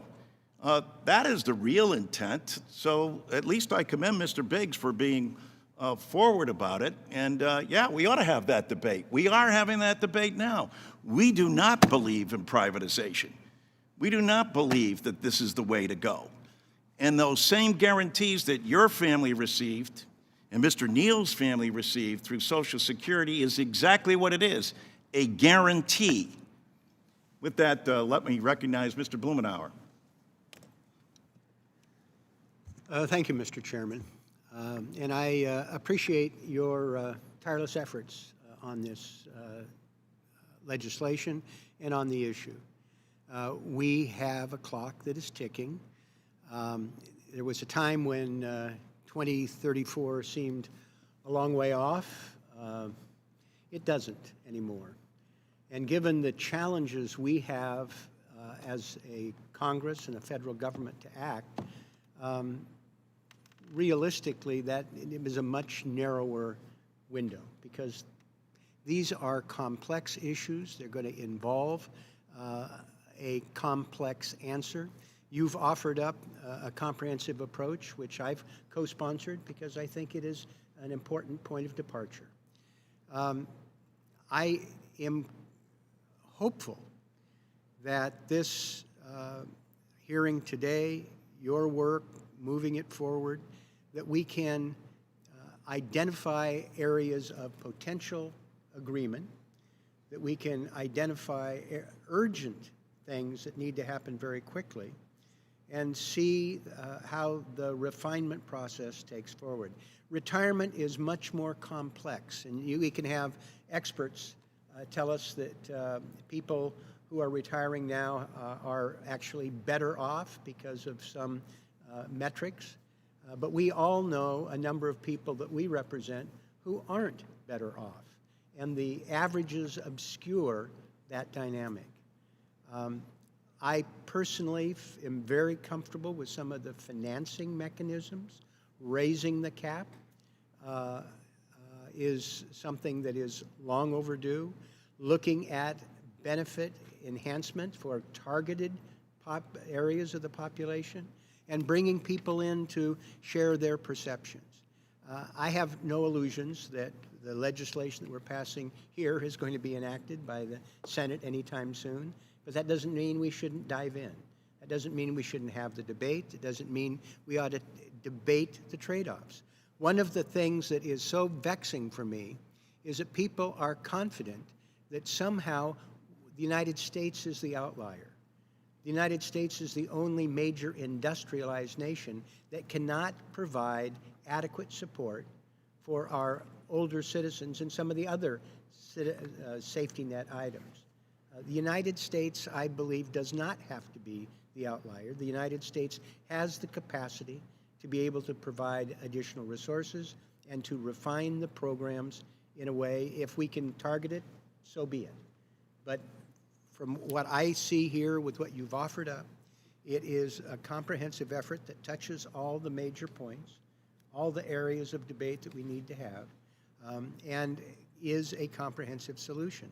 I look forward to being able to move this forward, to be able to have colleagues on the other side of the aisle offer up their recommendations. I don't think they're going to offer up privatization again, but there are suggestions that people have. Let's put them on the table and move them forward. But I, for one, appreciate your tenacity in speaking out in terms of senior citizens, in terms of developing a comprehensive bill that will buy some degree of solvency and puts all these issues on the table. I appreciate what we're having for the conversation today. The legislation you have is a framework to look at all of these issues, and I look forward to future steps with this subcommittee under your leadership to not let this go. Thank you, Mr. Chairman. I yield back. Thank you. Now, Mr. Arrington. Mr. Chairman, thank you, and mostly for being willing to put something out there. And I do give you credit for that. You're a gentleman, and any comments I make that will be probably quite harsh with respect to the policies is in no way a reflection of what I think about your motives, because I think you want to do something to fix this. Okay? That said, I appreciate you introducing my seniors, 126,855, into this discussion. These are my friends. These are my parents. These are my parishioners at church. These are the grandparents of my children's friends at their elementary school. And here's my message to them, since we introduced them into the conversation, and I'm glad we did, because I think we should be having the picture of our seniors when we're doing these exercises. But we also ought to have a picture of our children and the next generation, because what we do and how we work to solve problems will have an impact on them. And they're generally left out of the debate and the discussion. But to my seniors in West Texas, let me say, thank you for your contributions to this, the greatest country on the face of the earth and in the history of the world. You must feel like some days that you woke up in a very different country than the country you grew up in. To hear cries for defunding the police, socialism being mainstreamed, to watch an agenda in their nation's capital that taxes American competitiveness, that spins us into incalculable debt and inflation, that expands government dependency and the welfare state and the poverty trap, that bails out unions and broke Democrat states and cities, that pays for a radical Green New Deal climate agenda while destroying our energy independence and running up energy costs for working families. You must feel like you woke up in a very different America, many days, if not most days. Now, let me tell you something about this bill. Its title is the 2100 Social Security 2100 Act. But I can look every one of you in the eyes and say this bill, like the Democrat tax and spend bill, is a progressive, partisan, expansionist legislative proposal that is going nowhere.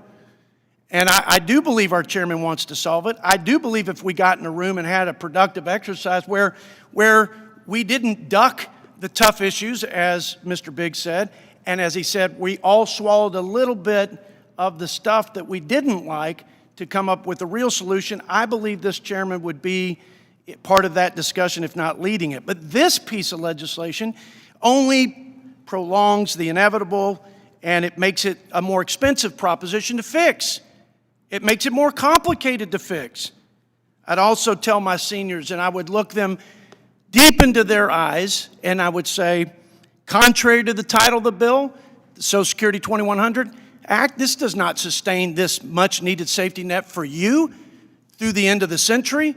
It gives you a measly 4 years of an extension. 4 years. Not 66 years, but to 2038. And after in this bill you make new promises, instead of just working together to find solutions to the existing unfunded liabilities and the targeted problems that we all know exist and that we need to fix, this will make it far worse. So let me get to the concerns of my seniors. They don't only want our government to do good by them, by our veterans, and by all of the citizens where we've made promises, but by making promises in addition to the ones that we can't keep, that will make this a more expensive proposition. The next generation will pay more in taxes and have an even worse solvency crisis on their hands. So your children and your grandchildren will not be well served by this. I don't think it's intentional, but I think the title's misleading. I think this may give people the sense of security for the future with respect to this safety net, but it does anything but. I appreciate the chairman, and I look forward to working with him on something real and bipartisan that's tough for both of us, but that is real and good for the country. God bless America, and go West Texas.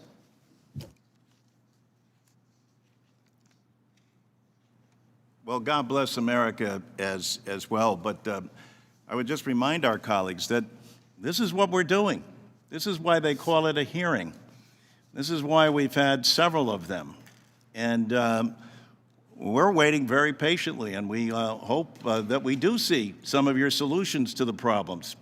But as Mr. Biggs points out, they haven't been forthcoming, and seniors can't continue to wait while Congress dillies and dallies. It's our responsibility, it's this committee's. And the way you do that, believe it or not, I know this comes as an astounding thing to most members, but it requires that you vote.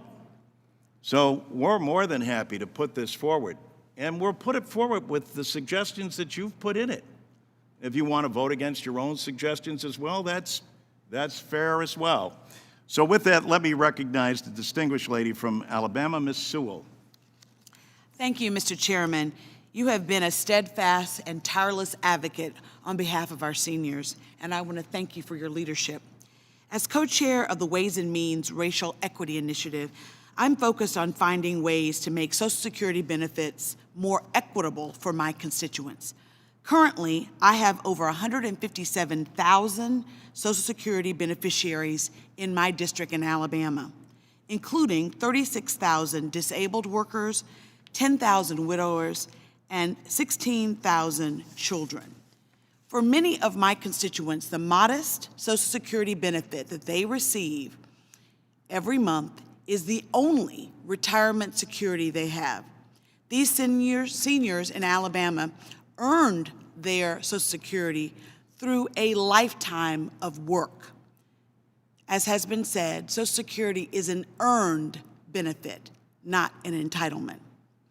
However, many seniors simply cannot make ends meet. Mr. Chairman, there is a fierce urgency of now to honor this sacred trust.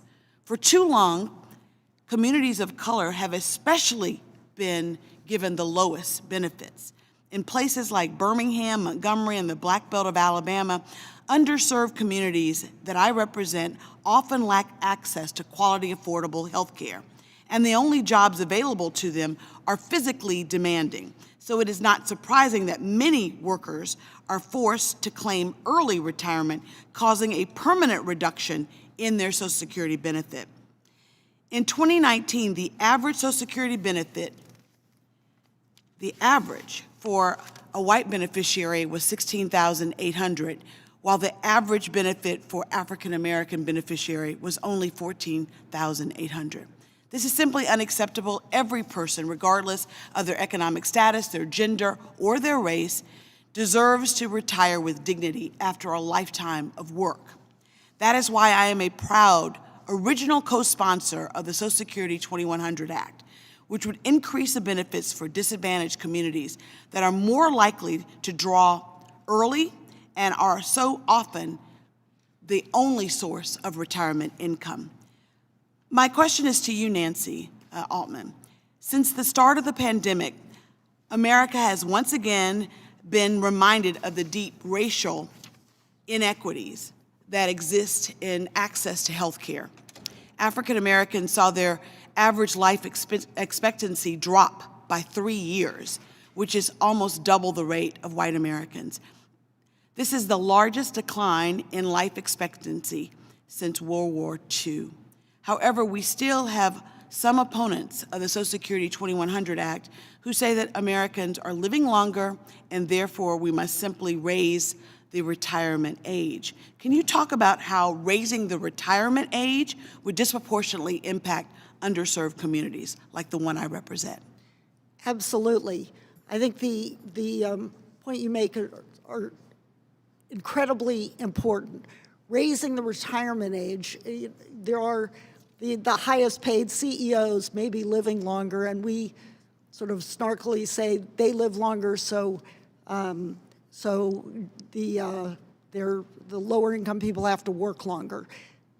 Raising Social Security's retirement age is mathematically indistinguishable from a 6.5% benefit cut, and the benefits already are too low. So it's very, very important. There are a number of provisions in the 2100 Act that will help people of color. This is really a matter, Social Security, what makes it so strong is that it offsets to some extent the discrimination and disadvantages that people of color, women, LGBTQ communities, and others suffer in the workplace. So the idea is to strengthen Social Security, expand the benefits, certainly not raise the retirement age, which is going in the exact opposite direction. Well, thank you very much. To Ms. Cruz, you know, Social Security has especially been vital to women and communities of color who often rely more heavily on its benefit due to inequities they experience. Can you say more about how expanding Social Security will help these individuals and their families? Thank you. Thank you for the question. Well, I think many Black and Brown women across our country oftentimes have to choose between placing food on their table and medications. So I think by expanding benefits, our populations would be able to prevent chronic illnesses that are keeping them in hospitals, and this way they would stay healthier than they are today. Unfortunately, with the benefits they have today, oftentimes they can't afford fruits and vegetables, which are vital for our health. Oftentimes, month to month, they have to choose between buying their medications or getting their food. Well, thank you so much. Mr. Chairman, it is urgent that Congress acts now, and I want to thank you again for your leadership on this issue. Social Security is an imperative, not only for this generation, but for future generations as well. It is the civil rights, struggle of this generation. Thank you. And Mr. Estes is recognized. Well, thank you, Mr. Chairman, for holding this very important hearing on a topic that's important for all Americans. And thank you for all our witnesses for joining us today. I think all of us here know how crucial it is to preserve and protect Social Security, but these changes should be not done at the expense of the American people. Social Security 2100, on top of tax hikes and the reckless trillions of dollars of spending included in the Democrat spending bill, will burden taxpayers and our economy. In addition to the harm that this bill would have on individuals, I have serious concerns over the harm it would have on small businesses. In fact, just this morning, I received a letter from the National Federation of Independent Businesses opposing Social Security 2100 and the harm that it would cause to small businesses. Mr. Chairman, I ask unanimous consent to submit this letter for the record. As I said before, it's not just the current generation that will carry this weight, but will be passed on to generations of our kids and grandkids. The best solution to Social Security reform is to work across the aisle to reach a sound bipartisan agreement. There are many efforts to improve Social Security that have already been proposed by Republicans. I've introduced one reform that would close a glitch that doesn't allow widowed individuals to be eligible for Social Security until the day she applies, and instead makes a widow eligible the day her spouse passes. The first thing on Americans' minds when faced the loss of a loved one shouldn't be calling the Social Security Administration. This and many other needed bipartisan reforms are modernizations that should be taken up immediately. The current proposal we're discussing today will not fix Social Security for the long term, but expand an already broken system. We shouldn't be talking about expanding Social Security before we come to an agreement on how to fix it. I look forward to working with my colleagues on both sides of the aisle to strengthen Social Security and create lasting change for future generations of Americans. Ms. Gretzler, temporary expansions like those in 2100 are a backdoor to permanent tax increases. You know, after the House passed BBB, how would a combination of these two massive spending packages hamstring the financial situation of everyday Americans, specifically the middle and lower class? Well, you result in just astronomically high marginal tax rates, almost 64%. And I think that the importance here is to have an honest discussion about what the true tax increases that are necessary here would be, and then Americans decide whether they want a bigger program, bigger benefits, higher taxes, or a smaller, better targeted one. We know just from the Social Security trustees that to make the program solvent without any of the benefit increases that are included in this bill would require a 15.8% tax. That's going to take almost $15,000 from a typical household with 4 people in it. That's a significant chunk of money. People need to realize, combined with the BBD and paying for this liberal agenda, you inevitably have to get down to taxing the lower and middle class. You simply cannot do it. It's mathematically impossible. Even if you confiscate 100% of the earnings of high-income earners, you cannot pay for the liberals' agenda. You would need to have 3 times to 10 times the level of taxation that we have on lower and middle-income earners now in order to pay for all of this spending. Yeah, it just seems like it doesn't make sense to go through and expand a program that is already having problems by doing tax increases that really don't pay for. We get, what, 4 years of extension on the life of the program, and that just doesn't seem to make sense to me. No, I think it's as serious as if the Republicans were to come out and say, let's cut Social Security taxes and call that improving Social Security without saying, here's how we're going to alter it so that make it actually financially solvent in the long run. Thank you. And Mr. Biggs, you know, as I noted in my opening remarks, I have large concerns about the harm that 2100 would place on small businesses. Do you have any thoughts that you'd like to share on the impact that this bill would have on small businesses? Well, a small business person often is self-employed and they pay the full Social Security payroll tax themselves. So the phasing out of the maximum taxable salary, which is $142,000 this year, that means that folks in that income range are just going to start having to pay an additional 12.4% of their salary to Social Security, receiving only a tiny bit back in between. And you know, they're already paying higher income taxes. They're going to have higher taxes through BBB. You know, it's worth noting that other countries don't tax high earners for their pension systems like this. Our taxable maximum is already much higher than most other countries. Place like Canada, you stop paying Social Security tax at $60,000. So we shouldn't pretend we're just doing what everybody else does. This would be a big step. We need to think very carefully about it. All right, thank you, and I'll yield back, Mr. Chairman.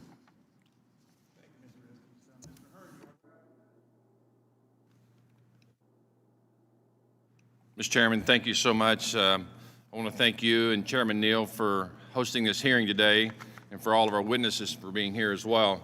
This is an important discussion that will not only affect all of us in this room, but all current and future workers, retirees, our children and our grandchildren and their children. Mr. Chairman, if I could, I'd like to submit for the record letters of opposition from the for the National Taxpayers Union, the National Federation of Independent Businesses, and a Twitter thread of opposition from the Progressive Policy Institute. Thank you, Mr. Chairman. Mr. Chairman, we all agree that Social Security needs to be prioritized, preserved, and modernized, but a partisan overhaul that barely extends solvency is not the way to do it. Congress has been kicking the can down the road for years. We are now almost 10 years from insolvency, and this proposal only extends the solvency for 4 more years. This is not a serious solution nor a bipartisan solution. Ms. Gressler, in your testimony, you mentioned a more targeted program for retirees depending on income, age, and cost of living. How can Congress reform Social Security to target those who heavily rely on it, like you implied? I think there actually is a lot of consensus here on what could be done, especially looking at lower income earners and those that the program was meant to help the most.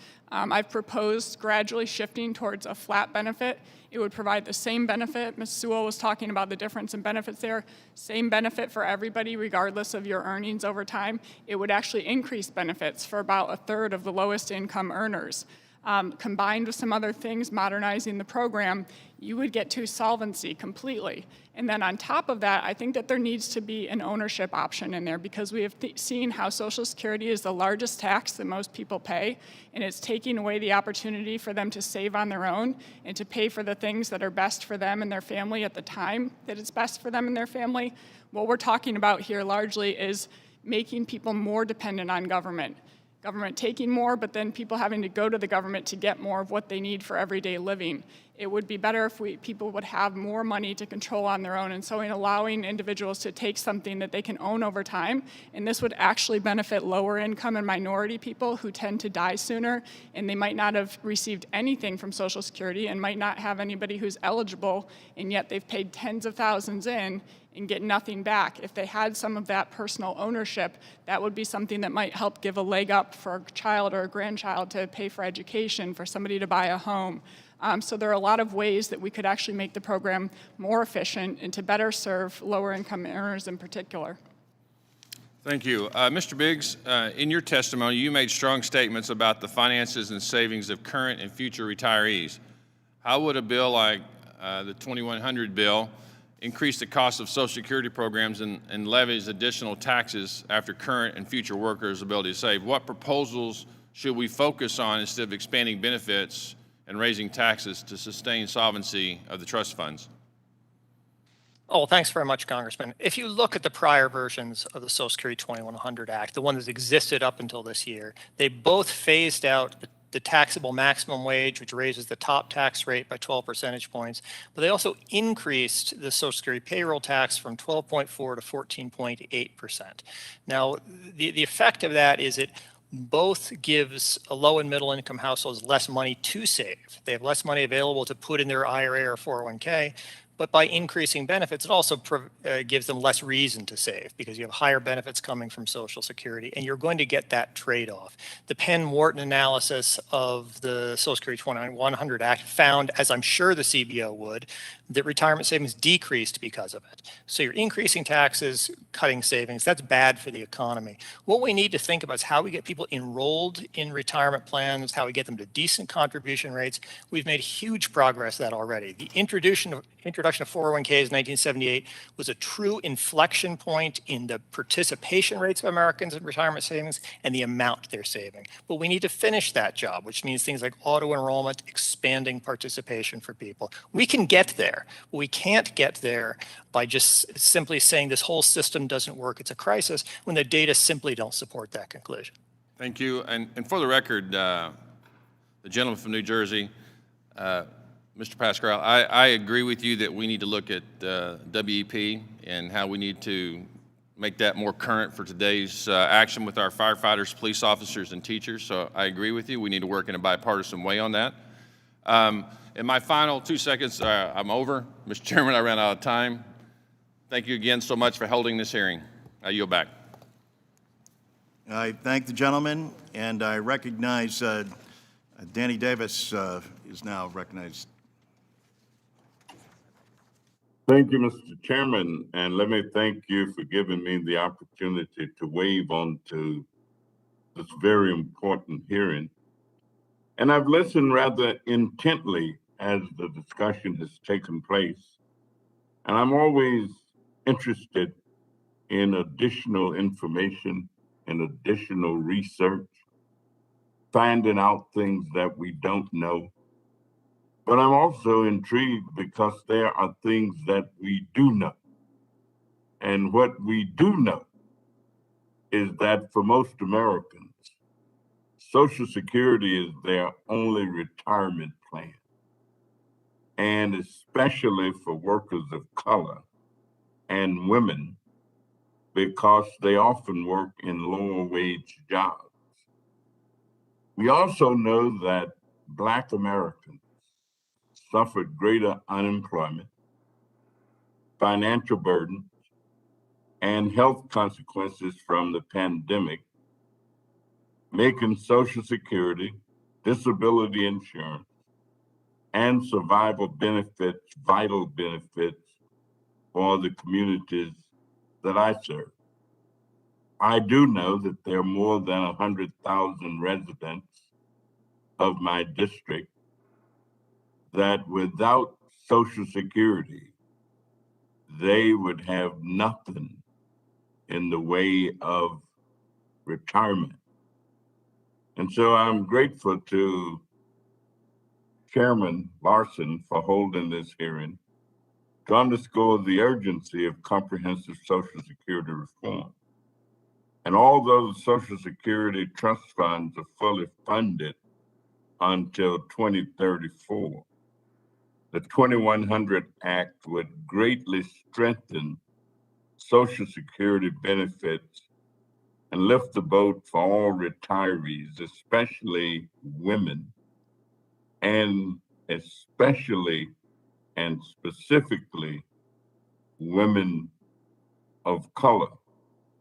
And so let me ask you, Mr. Roach, given the fact that African Americans face a persistent wage gap, limited access to employer retirement plans, and disproportionate economic and physical harm from the pandemic, what roles does Social Security's progressive benefit formula, disability insurance, and survival benefits play in the income security of African-American families in particular?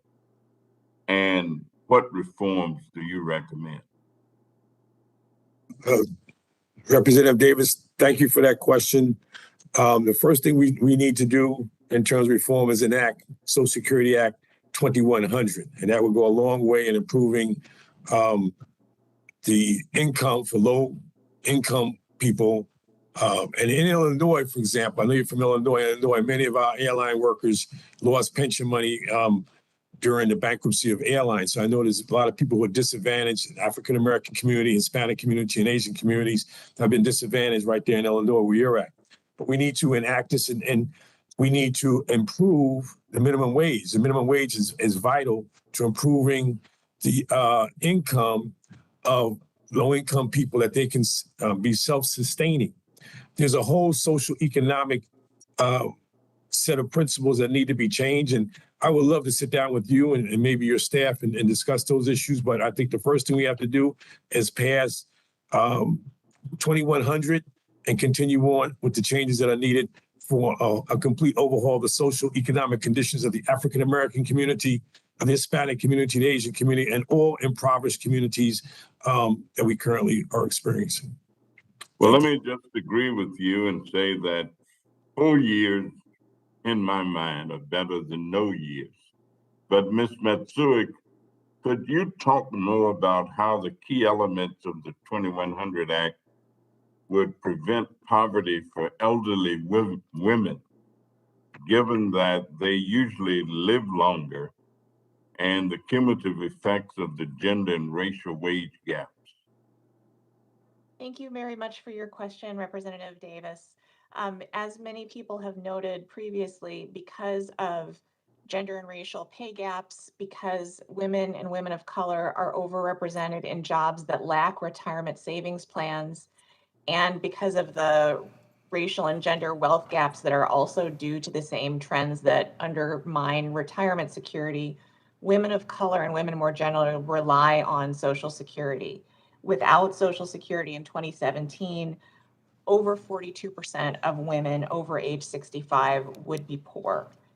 Provisions such as improving the special minimum benefit, improving and making more accurate the COLA, and also increasing benefits for longtime beneficiaries would all reduce poverty for older women of color and women more generally, which would be a significant improvement for their retirement security. Well, let me thank you both, and let me thank all of our witnesses. And I certainly agree with you, Mr. Chairman. We can't keep waiting, because all that we do when we kick the can down the road is continue the suffering of millions of low-income individuals in our country who have reached retirement age and are barely making it. So I thank you for this hearing. I thank the and gentleman. yield back the balance of my time. I thank the gentleman, and the gentleman from Virginia, Mr. Byer, is recognized. Mr. Chairman, thank you very much. And Mr. Chairman, thank you for your ceaseless, steadfast leadership on addressing the Social Security crisis in America. And thank you for letting me wave onto this committee. Ms. Altman, thanks for your testimony. As you know, Social Security 2100 strengthens the Social Security Administration service delivery, including the prevention of the unwarranted closing of field offices. I represent Northern Virginia, and they closed an office in Arlington in 2018. It was right near the metro. Every time I was there were long lines, and they were the people in our community, I'd say, that were most disadvantaged. You didn't see people making $250,000 standing in that line. It was a very, I thought, short-sighted way to cut costs. 25,000 beneficiaries annually at that time. How big a difference will the service delivery changes in this bill be for the beneficiaries, and how important is it that we take these kinds of steps? Thank you for that question. I think it's extremely important. The 2100 Act, in addition to expanding benefits, has a number of provisions that improve access, improve service. The one you mentioned in particular, it will be the local communities that are so affected when Social Security offices are closed, that are so dependent on Social Security offices, should have a say. It shouldn't be just in the dead of night an office is closed, as what happened at Arlington. So what this 2100 Act would do is require that people in the local community be consulted and have time and know what was going on so they could talk to the Social Security Administration about it. It also reinforces the idea that these benefit statements are to be sent. That's another important improvement that will help people make sure the information the Social Security Administration has is accurate and that they get the benefits they've earned. Thank you very much. And to Mr. Rickman, if you can hear me remotely here, one of the things that my friend Ms. Gressler testified about was that Social Security is a bad deal for current and future generations. And that it's a wealth transfer from a younger generation's paycheck to older Americans' Social Security checks. Having raised 4 children, I can argue that there was a different wealth transfer from my generation to theirs.